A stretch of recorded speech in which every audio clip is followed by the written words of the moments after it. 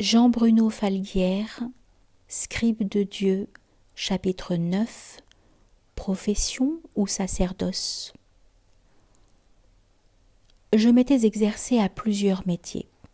Vendeur de journaux, compositeur, chanteur, producteur, vidéaste, publiciste, que sais-je encore.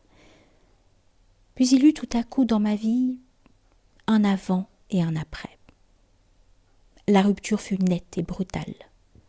Je suis devenu sans sommation un errant de tout. Plus aucune des activités que j'avais exercées ou que j'exerçais encore n'avait de sens. Tout en moi disait non. Le plus incroyable, c'est que cette prise de conscience brutale, tranchante comme un glaive, s'est aussitôt concrétisée par la perte de tous mes contrats. Quelques jours seulement après cette ouverture soudaine, cette rupture avec ce qui était devenu un avant, ou si l'on préfère un passé, je n'avais plus ni travail ni revenu. Quelques mois plus tôt, j'avais fait l'acquisition d'une maison au bord de la Loire. Je n'avais plus de quoi la payer. Je n'avais plus de quoi nourrir ma famille. Alors, j'ai vendu ma voiture. Ma femme et moi sommes venus nous installer dans la maison des bords de Loire, sans travail, avec peu d'argent et sans voiture. C'est alors qu'au cours d'un dîner, au détour d'une conversation, deux amis, respectivement médecins et kinésithérapeutes, m'ont demandé quand j'allais ouvrir un cabinet de consultation. Dès que j'aurai un peu d'argent, leur ai-je répondu. Tu l'as, m'a dit l'un d'eux. 1 mois plus tard, le cabinet était ouvert. À la fin du 3e mois, il était plein. La vie m'attendait sans doute. Je suis le témoin de ceci. Il ne m'a pas échappé que j'avais été au cours de ces 3 mois un instrument entre les mains de la vie. De cette expérience bouleversante, j'ai gardé une certitude inébranlable qui ne s'est pas effacée et ne s'effacera jamais.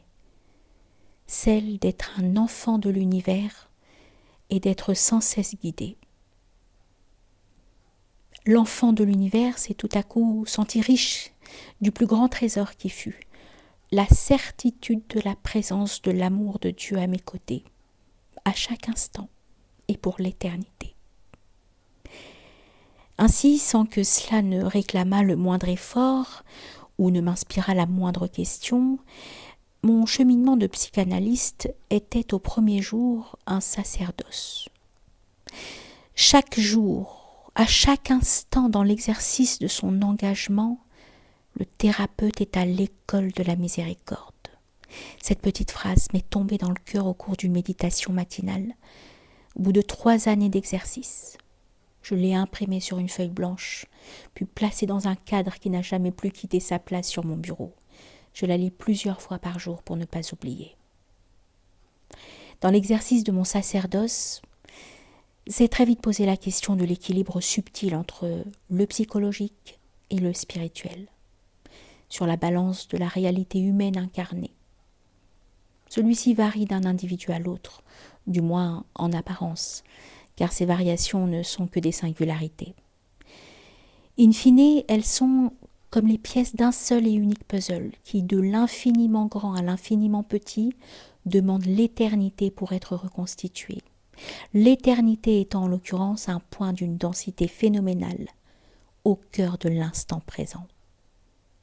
Pour tout dire, je me suis sentie assez vite seule, pauvre, habitée par l'impression de plus en plus évidente que la question psychologique, si elle vient à être déracinée de l'identité spirituelle de l'être humain, tourne sur elle-même, sans jamais dévoiler le véritable fondement de la souffrance humaine.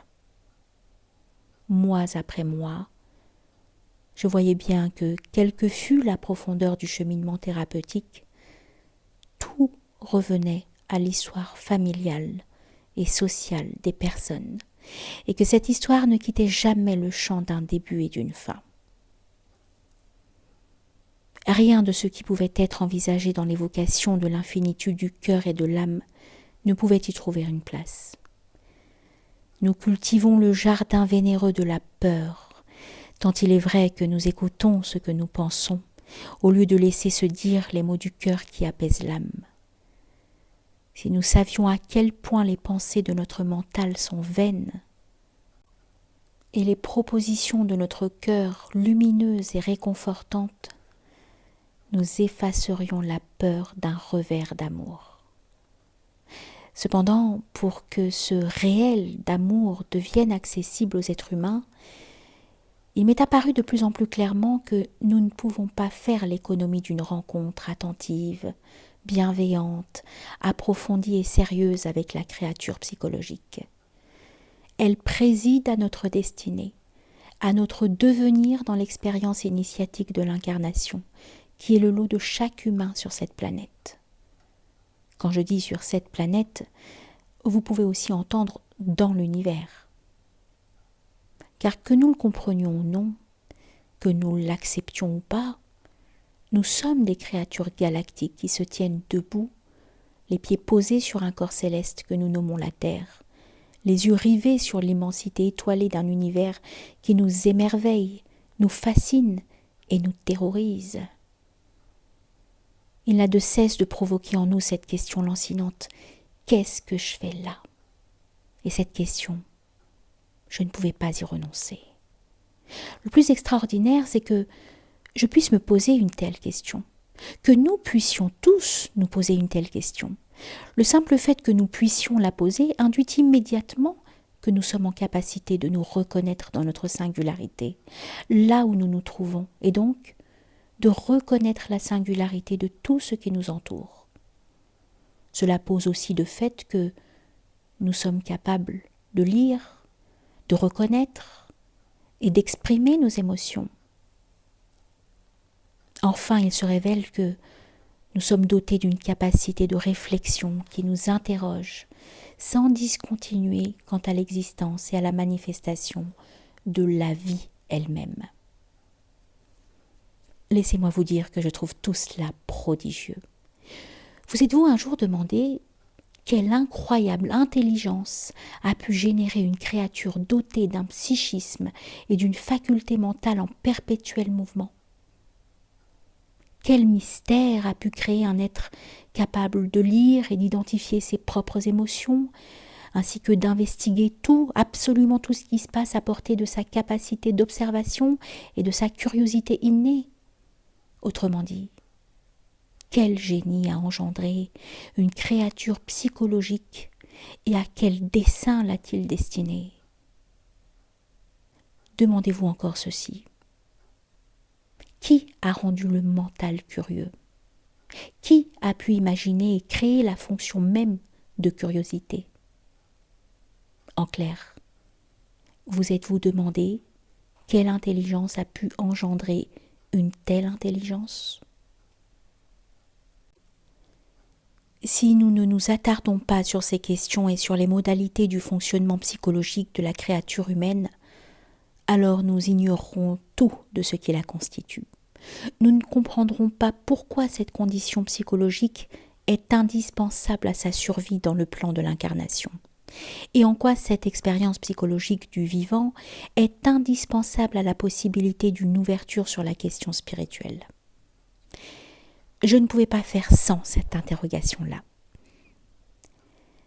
Au bout de quelques années, il m'est apparu en toute clarté que le ronronnement de la psychologie d'une créature humaine, historico-temporelle et sociale, sans questionnement sur son identité spirituelle, allait m'engloutir dans l'ennui et l'absurde.